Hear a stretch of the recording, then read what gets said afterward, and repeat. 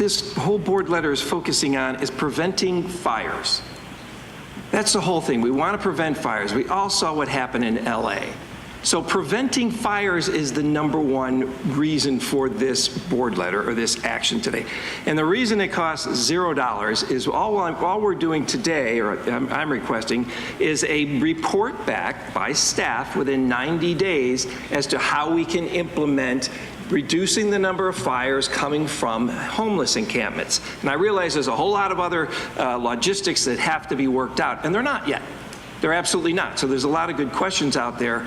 But say we're trying to punish the homeless. No, I think we have our homeless problem because people can still refuse help. We've got plenty of help to offer. We need more housing, absolutely. But when people can just refuse help and stay on our streets and starting campfires, it's not a good sign on red fire warning days. So as we saw in Los Angeles last month, we got to do everything in our control to prevent fires. And I'm happy to share my sources, but about 50% of the fires in California have been started by homeless and their encampments. Not picking on them, it's just a fact. And this means that 50% of the fires are preventable. And we can do something about it. In January alone, in San Diego, we had 3 fires started by homeless encampments.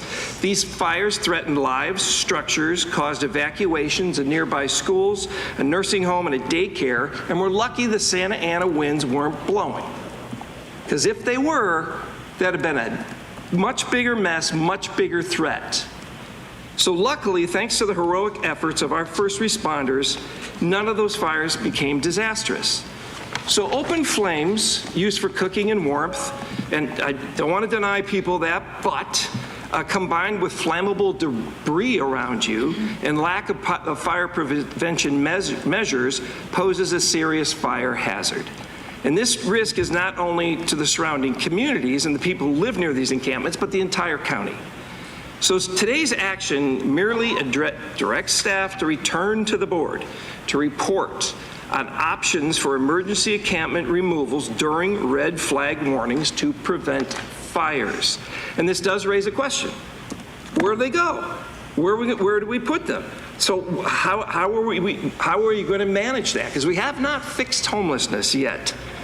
But so I'm asking staff to address housing options, vouchers, potential parking lots, where we can potentially transport people and move them during high fire days. So that's already in the request. So whether or not they come up with an answer within 90 days is yet to be seen. But we all know there's a significant fire risk during red fire warning days. So do we just sit back and wait? Or do we try to do things to prevent that? We know fires often start in the homeless encampments, so I think we have to take action. And I know it's not only in homeless encampments, but if we do know that is a place where they start, we should pay attention.